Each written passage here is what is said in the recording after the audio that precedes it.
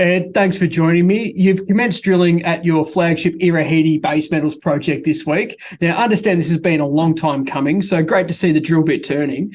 In your view, what's so enticing about Lodestar's ground in the Irahiti? And can you talk us through the areas that you're targeting with this program? Yeah, well, this program in particular, we're targeting electromagnetic anomalies backed up by ultrafine fragment soil geochem anomalies. This hasn't, and they're basically VMS style of targets, so more like a degrasser, massive copper sulfide type setting. There's been copper intersected historically within our ground up to 7%, but it was basically only where there was outcropping mineralisation, so Gossams at surface pretty much. Most of the area we're looking at now is under sandplain cover, so the previous explorers couldn't see anything at the surface.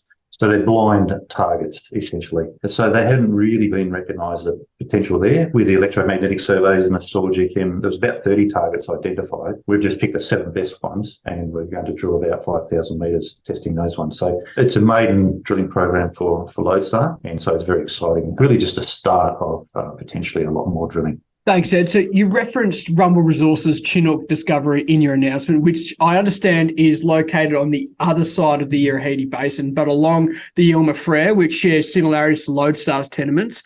In your view, what are the characteristics that make the Irahiti the Tier 1 base metals jurisdiction that you claim it to be? And how confident are you that the geology here stacks up to those other projects around the basin? Yeah, well, basically we have exactly the same geological setting on our side of the basin, and that unconformity, that contact, that Chinook deposit is on, we have about 85 kilometres of that contact within our tenement package. So that's not what we're drilling in this program, but we're getting onto that with soil geochemistry as well. Basically, with very similar geological setting and lots of faults running through our area as well, we believe that there's a very good chance we can find something similar to what Rumble Resources already has, and we have a larger land package than any of our neighbours as well. So we're very excited about that potential, and that work is also been kicked off with the soil sampling. Hopefully that will be generating new targets which are more prospective for zinc, lead and silver. Thanks, Ed. And just finally, you recently finalised the sale of the Nepean nickel project, which you held in JV with Future Battery Minerals.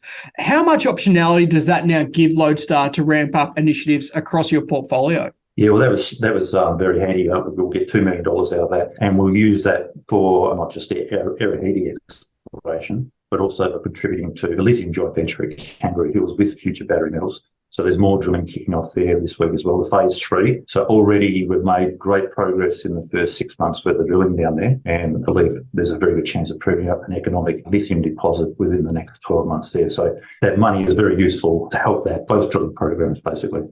Fantastic, Ed. We'll look all the best for the program, and we'll look forward to seeing some future updates in the coming weeks. Thanks for joining me. Thanks, Alex.